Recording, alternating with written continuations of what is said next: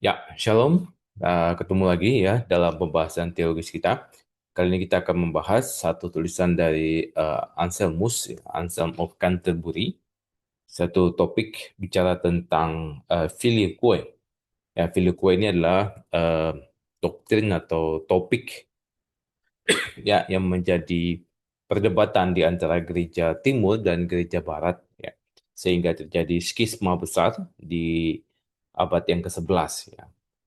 Dan di sini Anselm of Canterbury ini mencoba untuk menjelaskan mengenai prosesi pribadi ketiga, yaitu Roh Kudus dari anak, atau filioque itu kan artinya dan dari anak atau dan dari putra. Jadi dalam tulisannya On the Procession of the Holy Spirit, ya. Kita akan bahas dalam dua sesi karena cukup panjang ya pembahasannya. Ya, jadi ini adalah skisma besar ya yang terjadi di dalam gereja. Bisa dibilang ini skisma yang pertama. Yang lainnya kita tidak bisa hitung karena eh, pandangan-pandangannya itu berhubungan dengan ajaran yang salah, ya, yang tidak diterima oleh gereja timur maupun barat selama kurang lebih 10 abad. Nah, skisma besar ini ya bicara tentang filioque yang berhubungan juga dengan Credo Nicea Konstantinopel. Ya, kemudian di dalam teks Latinnya itu ada tambahan filioque, ya, yaitu Roh Kudus keluar dari Bapa dan dari Anak. Ya.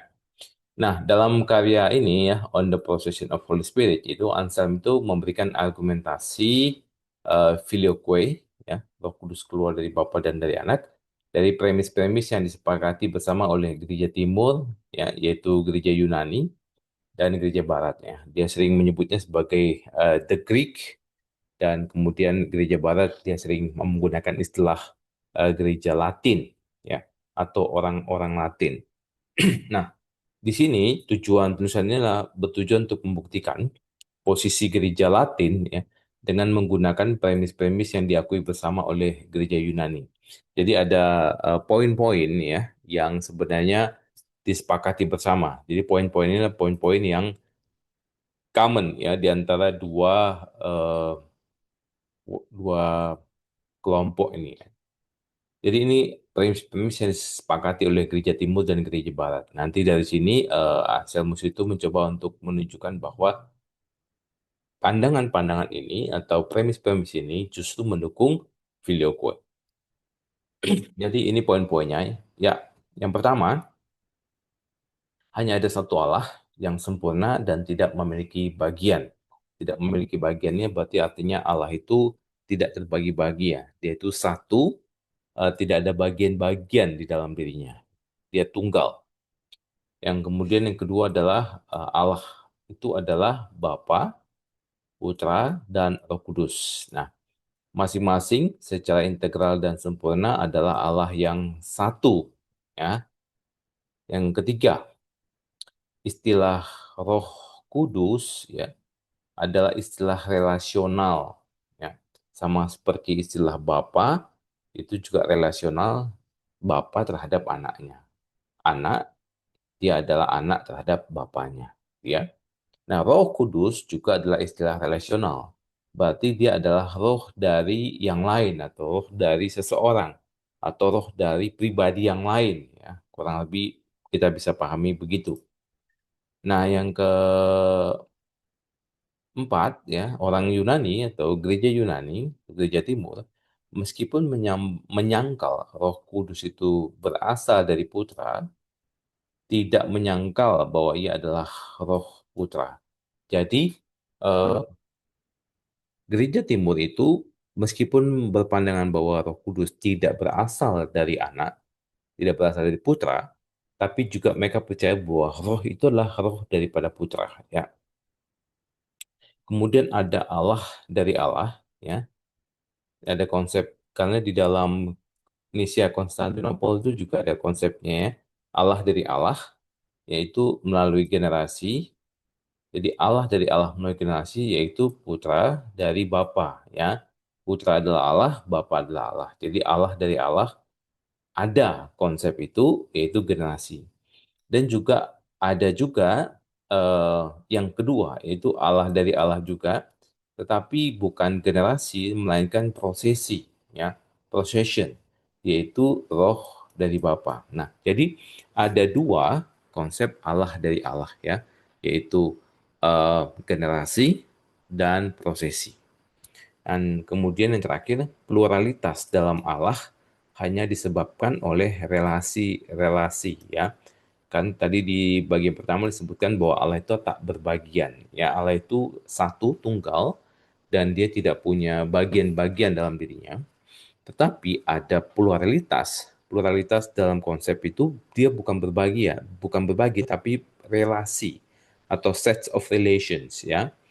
Nah, perbedaan antara generasi dan prosesi inilah yang membedakan Putra dan Roh Kudus. Ya, jadi itu yang membuat ada pembedaan. Nah, ini adalah eh, poin-poin, ya, 1, 2, 3, 4, 5, 6, ya. Ada 6 poin yang menjadi premis-premis yang disepakati oleh dua kelompok ini.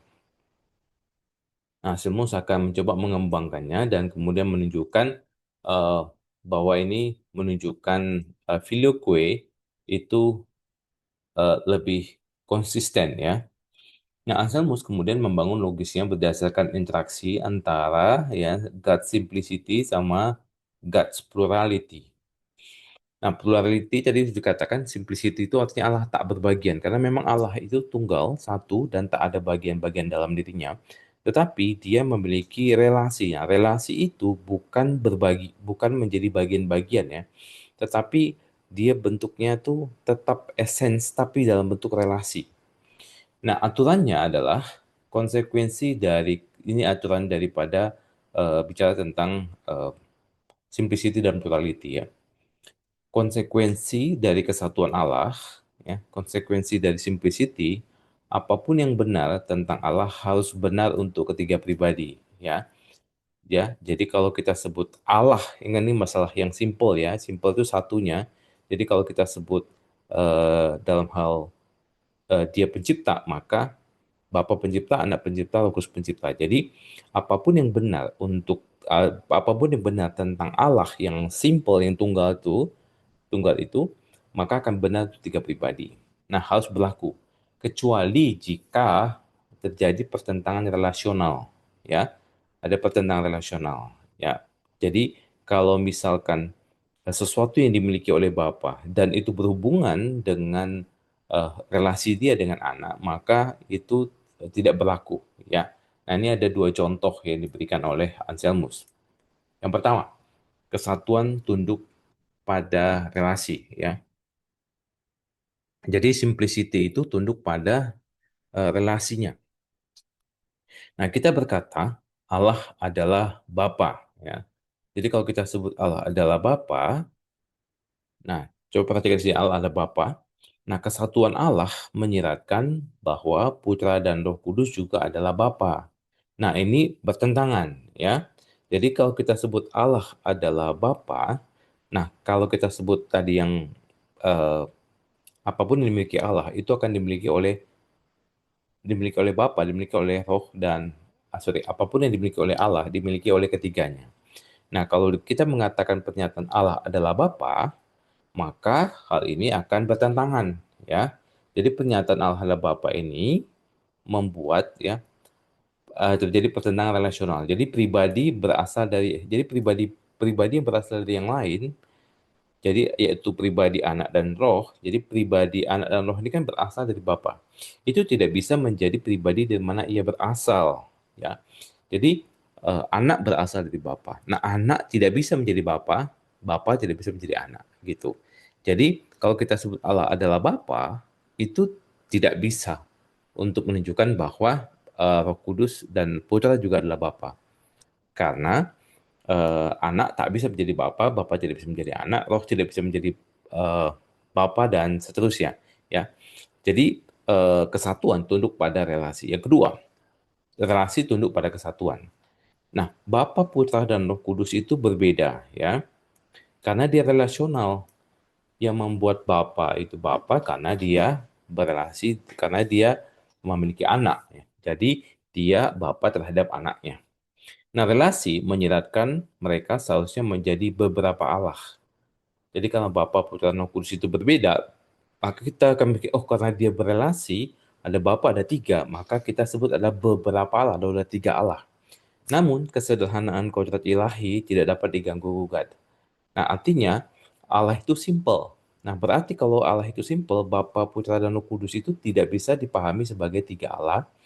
Kenapa? Karena Bapa, Putra, Roh Kudus itu adalah relasional yang berada dalam satu simplicity, ya. Satu simplicity itu artinya satu kesatuan. Simple itu artinya tunggal, satu, ya. Kesatuan di sini bukan menyatu, ya, tetapi kesatuan di sini itu oneness, ya, satu. Nah, jadi kesederhanaan kodrat ilahi tidak dapat diganggu gugat, yaitu kesatuannya itu menolak konsekuensi konsep ada tiga Allah, ya. Kenapa? Karena hanya ada satu Allah. Nah, dari sini kita akan terapkan di dalam logika filioque. Roh Kudus berasal dari Allah Bapa, ya. Roh Kudus berasal dari Bapa. Yang kedua, karena kesatuan kodrat ilahi dan karena Allah yang satu adalah Bapa, Putra, Bapa dan Putra, ya, maka secara logis Roh Kudus juga harus berasal dari Putra, ya, kecuali jika ada pertentangan relasional, ya. Apakah ada pertentangan relasional? Tidak ada, ya. Jadi kalau kita sebut Roh Kudus berasal dari Allah, maka Allah di sini Bapa dan Putra. Kenapa? Karena eh, Bapa adalah Allah, Putra adalah Allah.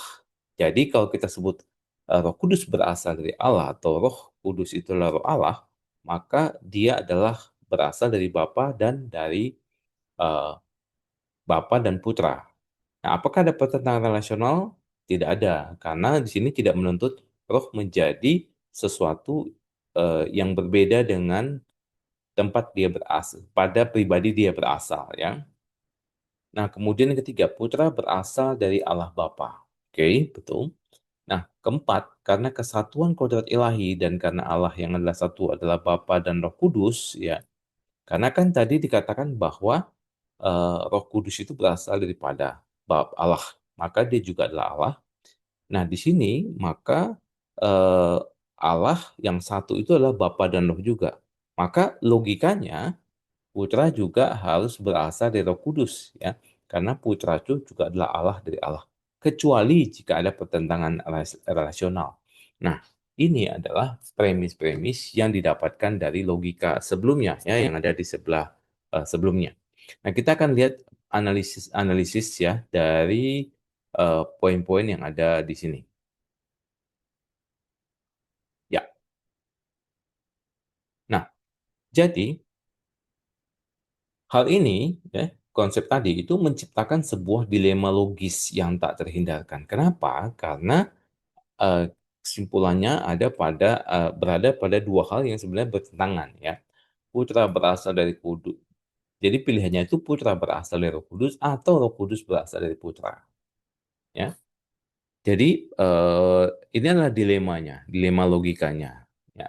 Dan keduanya tidak mungkin benar, karena kan membantah prinsip relasional, ya. Jadi kalau putra berasal dari Roh Kudus, maka tak mungkin Roh Kudus berasal dari putra. Jadi salah satu harus benar. Tapi keduanya tidak mungkin salah, karena itu adalah bagian daripada konsepnya tadi, ya. Itu akan menyangkal kesatuan substansi ilahi. Tadi kan kedua premis ini kita munculkan dari prinsip logika yang sebelumnya, ya. Nah, Anselmus menyelesaikan dilema ini dengan menyatakan bahwa iman universal menolak opsi pertama, ya. Putra itu tidak berasal dari Roh Kudus. Jadi putra tidak dilahirkan dari Roh Kudus, ya. Kenapa putra tidak bisa dari Roh Kudus? Karena kalau putra berasal dari Roh Kudus, maka itu akan menjadi Roh Kudus sebagai bapaknya, gitu. Jadi konsepnya begini, eh, kalau putra berasal dari bapa, makanya dia menjadi putra dari sang bapa, ya. Nah, kalau misalnya putra berasal dari Roh Kudus, maka Roh Kudus adalah bapaknya. Nah, Roh Kudus harus menjadi Bapa daripada Sang Putra. Tetapi bukan begitu realitanya, faktanya bukan begitu. Ya, jadi putra tidak mungkin dilahirkan dari Roh Kudus. Nah, kemudian putra tidak berprosesi dari Roh Kudus. Ya, jadi kan ada dua prinsipnya ya, yaitu generasi atau prosesi. Nah, putra juga tidak berprosesi dari Roh Kudus. Karena kalau dia berprosesi dari Roh Kudus, itu akan menjadikan putra sebagai rohnya dari Roh Kudus. Karena prosesi itu menunjukkan bahwa dia itu ya si eh, being ya atau kita sebut pribadi yang menjadi produk dalam tanda kutip prosesi itu akan menjadi roh dari yang melakukan prosesi. Ya, saya ulangi ya. Jadi eh, pribadi yang menjadi produk dalam tanda kutip prosesi itu akan menjadi roh dari yang melakukan prosesi. Kalau misalkan Roh Kudus itu berprosesi dari Bapa, maka Roh Kudus itu bisa disebut sebagai rohnya Bapa karena konsep prosesi itu menunjukkan bahwa dia itu adalah roh dari yang lain. Nah, kalau putra itu berprosesi berasal dari Roh Kudus, maka putra itu adalah roh dari Roh Kudus. Nah, padahal sebaliknya kita mengakui Roh Kudus itu adalah roh daripada putra, ya. Jadi tidak mungkin bahwa putra berasal dari Roh Kudus. Kalau kita balik, Roh Kudus berasal daripada putra itu bisa, ya. Bisa. Kenapa? Karena ada konsep di dalam Alkitab yang menyatakan bahwa Roh Kudus itu adalah Roh Putra dan Gereja Timur pun setuju dengan premis ini bahwa Roh Kudus adalah roh, roh dari Putra atau roh dari Anak.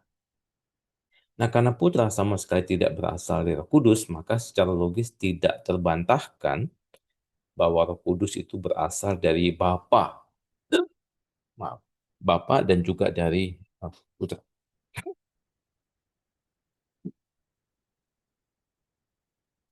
Ya, jadi konsepnya adalah justru adalah filioque ya. Bahwa Roh Kudus berasal dari Bapa dan juga dari Putra atau dari Anak. Nah, di sini kita bisa cukup jelas ya bahwa sebenarnya sudah terdapat apa? Satu kesimpulan yang cukup kuat ya. Nah, kemudian kita bahas substansi dan kredo. Nah, eh, jadi gereja Timur itu keberatannya juga karena pernyataan di dalam kredo ya. Nah, keberatan gereja Yunani, gereja Timur, bahwa Roh Kudus bukan Allah dari Allah, karena pengakuan iman Nisia Konstantinopel tidak menyatakannya, dan mereka mencela gereja Latin karena menambahkan klausa filioque. Nah, Anselmus mengatakan, jika Roh Kudus bukan Allah dari Allah, ya, itu berarti ya substansinya tidak berasal dari Bapa, itu, ya. Jadi itu akan menjadi masalah. Ya. Kalau misalnya Roh Kudus bukan Allah dari Allah, maka substansinya tidak mungkin juga berasal dari Bapa gitu. Nah, jika substansinya bukan dari Bapa, jadi apa yang bisa membedakan mereka gitu. Jadi perbedaan ini tidak mungkin hanya karena Bapa memperanakan dan Roh Kudus tidak. Jadi ini bukan itu perbedaannya ya. Karena hal ini tidak bisa menyebabkan perbedaan. Perbedaannya itu terletak pada asal usul ya, terletak pada asal usul. Jadi Roh Kudus itu eh, harus Allah dari Allah. Karena kan ada konsep Bapa, kenapa disebut Bapa? Karena dia Bapa dari anaknya, anak karena dia berasal daripada bapaknya, dan roh ini juga pasti dia berasal daripada yang lain, dia itu berasal dari Allah. Nah, di sini Roh Kudus itu jelas adalah Allah dari Allah. Ya. Nah, jika substansinya bukan dari Bapa, kalau dia bukan Allah dari Allah, jadi apa yang membuat mereka berbeda? Kan tidak ada jadinya. Ya. Nah, yang menyebabkan perbedaan itu harus pada asal usulnya, gitu. Ya, subsistensinya bahwa Bapa dari Bapa keluar anak dan roh, dan anak dari anak keluar roh gitu ya. Nah, kalau begitu, ia pasti berasal dari pribadi yang lain, ya. Karena roh ini harus berasal dari pribadi lain, yaitu Bapa. Nah, jika tidak, maka akan ada dua Allah, gitu. Jadi, dia pasti dari pribadi yang lain, yaitu Bapa. Jika tidak, jika roh itu tidak berasal dari pribadi yang lain, jadi roh kudus itu disebut pribadi karena dia berasal dari pribadi yang lain. Jadi, dia kalau tidak berasal dari Bapa, ya, maka konsepnya akan muncul dua Allah gitu. Kenapa? Karena mereka adalah satu pribadi yang sama jadinya gitu. Oleh karena itu prosesi Roh Kudus adalah sub prosesi Roh Kudus itu adalah substansinya dari Bapa. Jadi Roh Kudus itu prosesi dari Bapa dan dia adalah prosesi substansi dikomunikasikan oleh Bapa sehingga dia satu substansi dengan Bapa. Itu sebabnya kesimpulannya Roh Kudus itu adalah Allah dari Allah ya. Jadi keberatan yang diajukan oleh Gereja Timur karena tidak ada dalam kredo juga tidak bisa dibuktikan ya. Nah, selanjutnya argumentasi dari kredo. Jika gereja Yunani menyangkal filioque karena kredo tidak menyebutkannya, mereka secara logis juga harus menyangkal bahwa Roh Kudus adalah Allah dari Allah, ya. Karena apa? Karena kredo tidak menyebutkan hal itu juga. Roh Kudus tidak Roh Kudus jadi konsep Roh Kudus adalah Allah dari Allah itu juga tidak dinyatakan oleh kredo. Kalau gitu mereka harus menyangkalnya, ya. Yang gereja Yunani mungkin menjawab, kredo menyiratkan ia dari Allah ketika ia dikatakan ia berasal dari Bapa karena Bapa adalah Allah. Nih ya, jadi kalau misalnya tektoknya jawabannya, eh misalnya ya, orang Yunani, orang gereja Timur mengatakan bahwa filioque, konsep filioque itu tidak ada dalam kredo. Kenapa? Kredo karena itu ditolak. Nah, kemudian eh, Anselmus mengatakan konsep Roh Kudus adalah Allah dari Allah, tidak ada dalam kredo. Nah, gereja Timur jawab lagi. Kredo itu menyeratkan bahwa ia dari Allah. Ketika dikatakan ia berasal dari Bapa karena Bapa adalah Allah, maka ia adalah Allah dari Allah. Nah, kemudian Anselm menjawab lagi. Kami juga mengatakan hal yang sama. Prosesi Roh Kudus dari Putra sama dong, ya. Prosesi Roh Kudus dari Putra ditunjukkan ketika Kredo menyatakan ia berasal dari Allah yaitu Bapa, karena Putra juga adalah Allah gitu. Jadi karena Bapa adalah Allah dan Putra juga adalah Allah, maka adalah hal yang eh, valid untuk menyatakan bahwa Roh Kudus juga berasal dari Putra gitu. Nah, Roh Kudus berasal dari Bapa karena ia berasal dari Allah, ya. Roh Kudus berasal dari Bapa karena ia berasal dari Allah, yaitu substansi ilahi, bukan dari relasi kebapaan Bapa gitu. Jadi, kalau misalnya Roh Kudus itu berasal dari Bapa sebagai anak, maka Roh Kudus itu adalah anak dari Bapa. Nah, sekarang Roh Kudus itu bukan anak, beda dengan ketika Bapa memperanakan anak. Jadi, Bapa memperanakan anak, ya, dia relasinya adalah kebapaannya kepada anak. Tapi Roh Kudus sebagai prosesi, dia bukanlah lahir dari relasinya dengan Bapa, tapi dari substansinya. Nah, karena Bapa adalah Allah, oleh karena itu yang melahirkan, yang memprosesikan Roh Kudus itu adalah substansi Allah. Dalam hal ini Bapa dan Putra adalah Roh Allah. Gitu. Bapa dan Putra adalah Allah. Nah, karena Bapa dan Putra adalah satu Allah yang sama, memiliki substansi yang sama, dan Roh itu dari substansi ilahi, jadi jika Roh Kudus berasal dari Bapa sebagai Allah, ia tidak dapat disangkal juga berasal dari Putra sebagai Allah. Gitu. Karena Roh Kudus itu tidak keluar dari Bapa sebagai anaknya Bapa, bukan ya. Karena prosesinya itu dari substansi. Nah, karena dia keluar sebagai substansi, maka ada dua dalam hal ini yang merupakan Allah, yaitu Bapa dan Putra. Sehingga Roh Kudus keluar dari Bapa dan Putra, gitu logikanya ya. Nah, kita lihat bukti dari Yohanes 17 ayat 3 ya. Allah yang esa dan benar. Nah, eh, Tuhan Yesus dalam Yohanes 17 ayat 3 itu menyebut bahwa Bapa adalah satu-satunya Allah yang benar. Ya, Bapa adalah satu-satunya Allah yang benar. Nah, Anselmus itu mengatakan bahwa ketika Yesus mengatakan Bapa adalah satu-satunya Allah yang benar, ya, itu bukan berarti dia mengecualikan putra. Tidak, ia tidak mengecualikan putra. Bapa saja adalah Allah yang lengkap dan esa. Putra saja juga adalah Allah yang lengkap dan esa. Nah, ketika kita merujuk pada Bapa saja atau Putra saja, kita merujuk pada Allah yang esa dan benar yang sama, gitu, ya.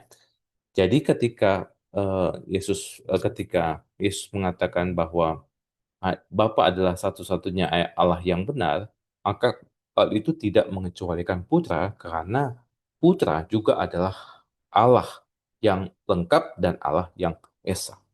Nah, oleh karena itu, jika Yesus berkata, kalau Yesus berkata, Roh Kudus berasal dari satu-satunya Allah yang benar, ya, tidak ada yang berani mengecualikan putra dari prosesi itu. Ya, jadi Roh Kudus berasal dari satu-satunya Allah yang benar, maka yang dimaksudkan dengan Allah dalam hal ini adalah Bapa dan Putra, sehingga tidak bisa mengecualikan putra. Ya, jadi ketika Yesus mengatakan Roh Kudus berasal dari Bapa, ya, ketika Yesus mengatakan Roh Kudus berasal dari Bapa, ia tidak diragukan lagi menandakan bahwa Roh Kudus juga berasal dari dirinya sendiri. Ya.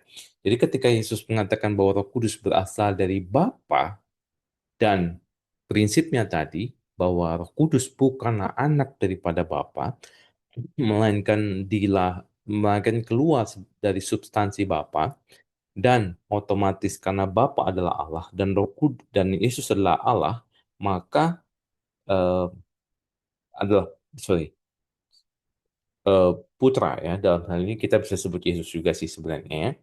Jadi ketika kita mengatakan Roh Kudus itu berasal dari Bapa, berbeda dengan Yesus putra berasal dari Bapa karena tadi ya Roh Kudus itu bukan anaknya Bapa. Jadi Roh Kudus itu berprosesi dari substansi Bapa dan karena Bapa adalah substansinya Allah, maka Roh Kudus harus juga berasal dari Putra gitu. Ya. Jadi ketika dikatakan Roh Kudus berasal dari Bapa, maka otomatis konsepnya juga akan memasukkan Putra di situ sehingga Roh Kudus juga berasal dari Putra ya atau filioque dan dari Putra. Nah, bukti dari pengutusan Roh Kudus ya. Nah, Anselmus menganalisis dua ayat tentang pengutusan Roh Kudus ya. Di sini yang berkata Tuhan Yesus ya, Tuhan Yesus mengatakan yang akan diutus Bapa dalam namaku. Jadi yang mengutus siapa? Yang mengutus ini adalah Bapa. Nah, di 15 ayat 26 yang akan aku utus kepadamu dari Bapa. Nah, jadi di sini Roh Kudus itu diutus ya, diutus oleh Kristus.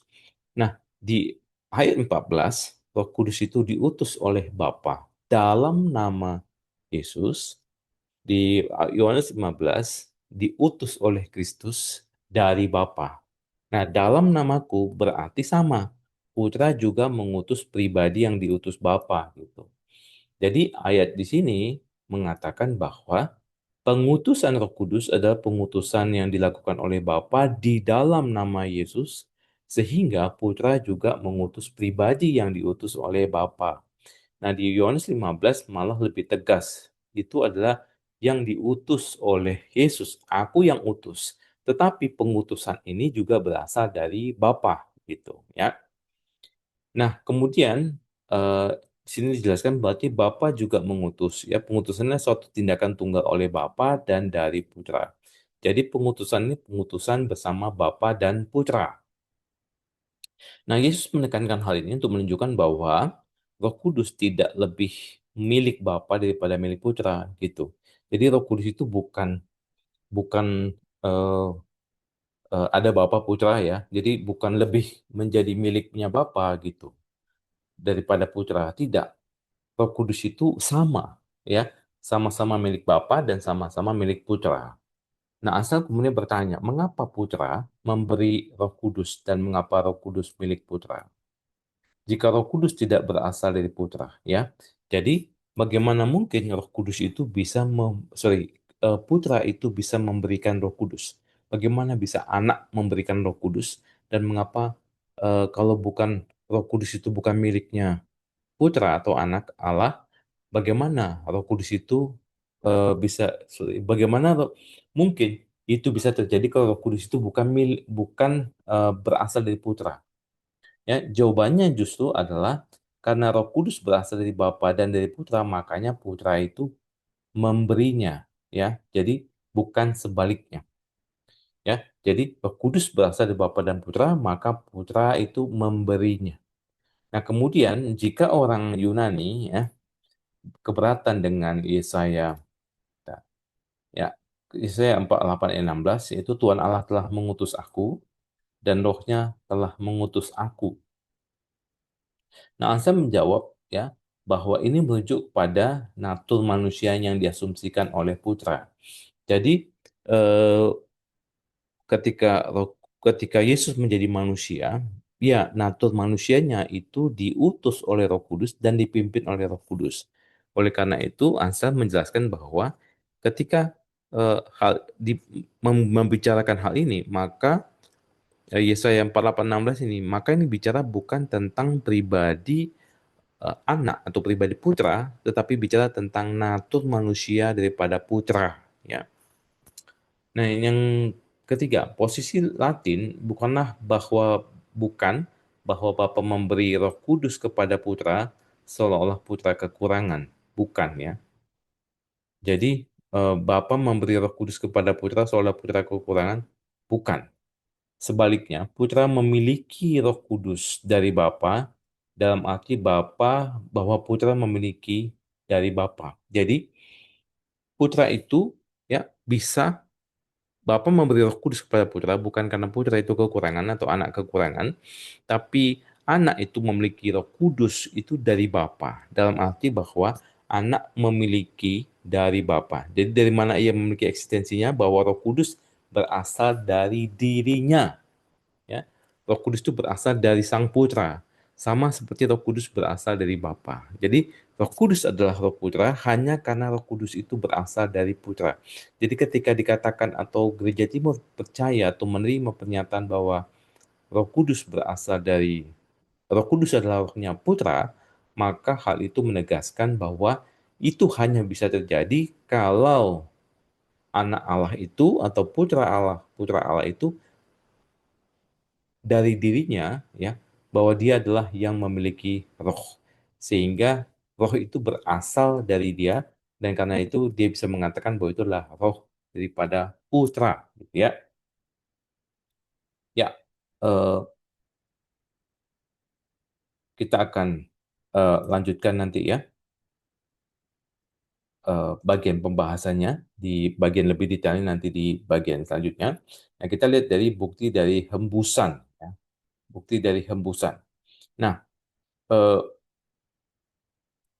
setelah kebangkitan Yesus, ya, Yesus itu menghembusi murid-muridnya dan kemudian berkata, terimalah Roh Kudus, ya.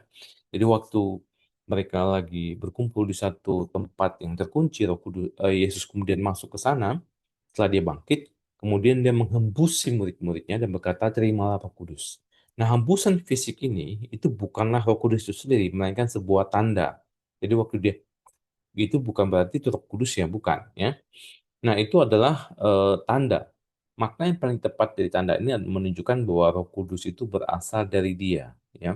Sama seperti hebusan yang terlihat keluar dari tubuh dan pribadinya, maka Roh Kudus yang tidak terlihat itu keluar dari keilahian dan pribadi daripada Putra atau Sang Anak. Nah, Anselm itu menolak gagasan bahwa ini berarti Roh Kudus tidak berasal dari substansi ilahi putra. Ya, jadi bukan. Jadi dia menolak bahwa Roh Kudus itu tidak berasal dari substansi ilahi putra, bukan. Nah, Anselmus itu menggunakan Mazmur 336. Ya, di sini ada penjelasannya. Nafas mulutnya itu Bapa, ya. Kemudian Yesaya 44, nafas bibirnya itu Kristus, ya. Untuk menunjukkan bahwa dalam kedua kasus tersebut kata nafas atau roh yang mengacu kepada Roh Kudus ini harus dipahami berasal dari substansi pribadi ilahi yang menghembuskannya. Jadi tidak ada alasan untuk mengatakan Roh Kudus berasal dari substansi Bapa, tetapi tidak dari substansi Putra. Ya. Jadi kenapa? Karena menjadi sesuatu yang nggak masuk akal jadinya ya, kalau tidak berasal dari substansi Putra juga. Ya. Nah, kita lihat ini ada bukti ya dari pengetahuan timbal balik Matius 11 ayat 27. Nah, Yesus berkata, ya, tidak seorang pun mengenal putra selain Bapa, dan tidak seorang pun mengenal Bapa selain putra. Dan mereka yang kepadanya putra ini, ya, dan mereka yang kepadanya putra ini ingin menyatakannya. Nah, Anselmus di sini ya menjelaskan di sini ya, tidak seorang pun atau no one di sini berarti bukan bukan bukan berarti tidak ada pribadi ya. Dan di sini berarti tidak ada pribadi termasuk ilahi dan bukan hanya tidak ada manusia. Hal ini menciptakan dilema bagi Roh Kudus. Jadi kalau misalkan kita memahami tidak seorang pun mengenal Putra selain Bapa dan tidak seorang pun mengenal Bapa selain Putra, maka kalau begitu ya bagaimana dengan Roh Kudus gitu? Apakah Roh Kudus tidak mengenal Bapa? Apakah Roh Kudus tidak mengenal Bapa dan Putra? Nah, jadi Anselmus mengatakan, apakah Roh Kudus tidak mengenal Bapa dan Putra? Tidak mungkin. Ya, ini fasik dia bilang.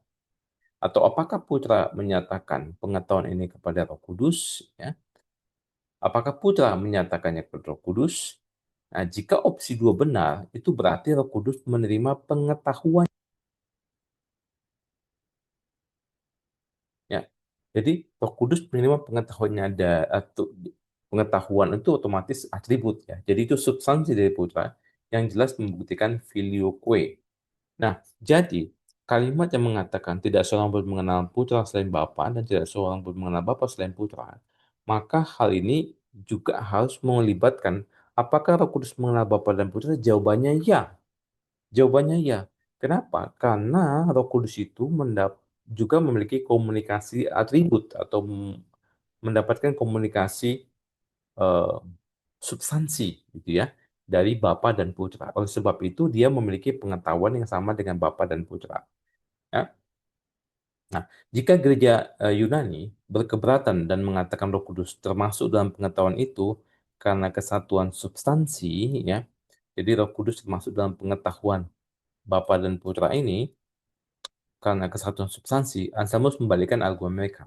Jika mereka menggunakan kesatuan substansi untuk memasukkan Roh Kudus ke dalam pengetahuan Putra, mereka juga harus menggunakan kesatuan substansi untuk memasukkan Putra ke dalam prosesi Bapa.